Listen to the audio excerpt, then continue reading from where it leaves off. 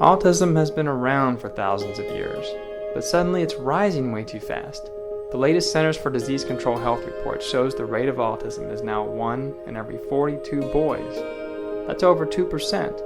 At this rate, 79,000 children born this year will be diagnosed with autism. This is not normal. Something is wrong.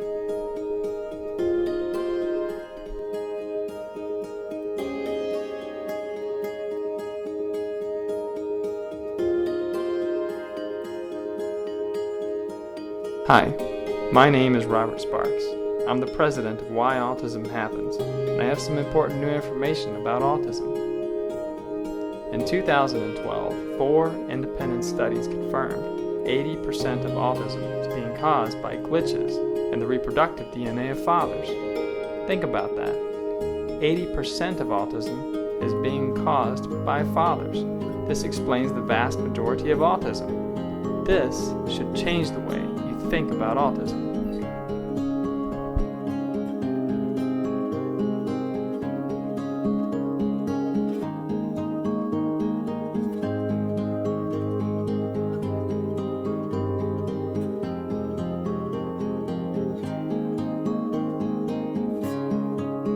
Some people are saying, well, it's just because fathers are older these days. But this isn't true.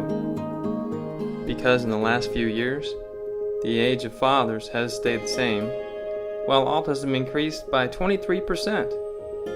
Autism is not being driven by older fathers. So what's driving autism? The answer is surprising. A new study found that in areas where parents use cell phones more, there's nearly an 80% higher chance of their children being born with autism.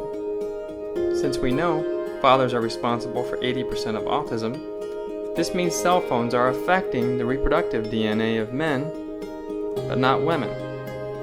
How could cell phones be affecting men, but not women?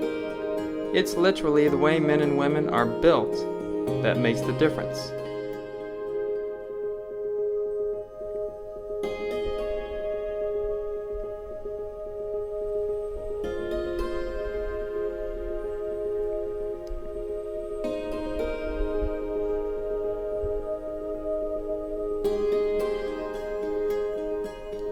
Let's get into the science. When cell phones are in front pockets, they come 6 inches closer to men's reproductive DNA. This is an asymmetric radiation exposure between the sexes. There's a law of physics called Coulomb's inverse square law, which explains why these 6 inches are critical. Coulomb's law tells us that men's reproductive DNA is receiving 16 times more cell phone radiation than women's. Let's see this in action. This is a tri-field 100XE meter. It measures radio frequency radiation from cell phones. Here you see a common app causing radiation spikes. This is how cell phones talk to cell towers.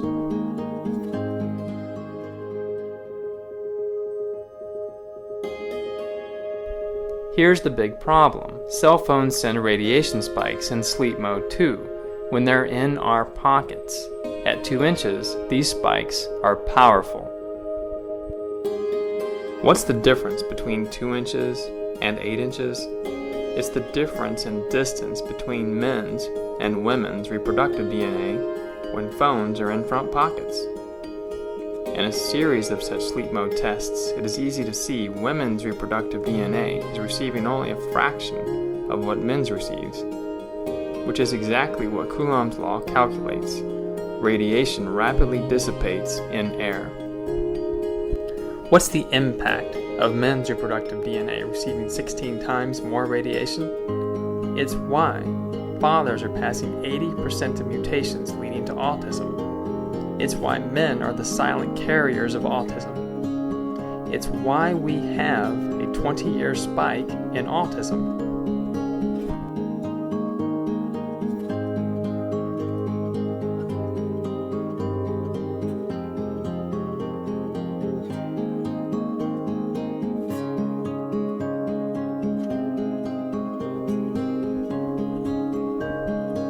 Let's summarize. Men and women carry their cell phones in their front pockets. Women's eggs are over 8 inches away. They're safe. But men's sperm cells are only 2 inches away. They're getting blasted by radiation hundreds of times a day. And sperm cell mutations are causing 80% of autism. The way men are carrying their cell phones is causing the great majority of autism. And we have the power to change this. I'm not suggesting men should stop using cell phones. I use mine all the time, but I never carry my cell phone in my front pants pocket. I always keep it at least 8 inches away from my reproductive DNA. I want to have healthy children. Don't you?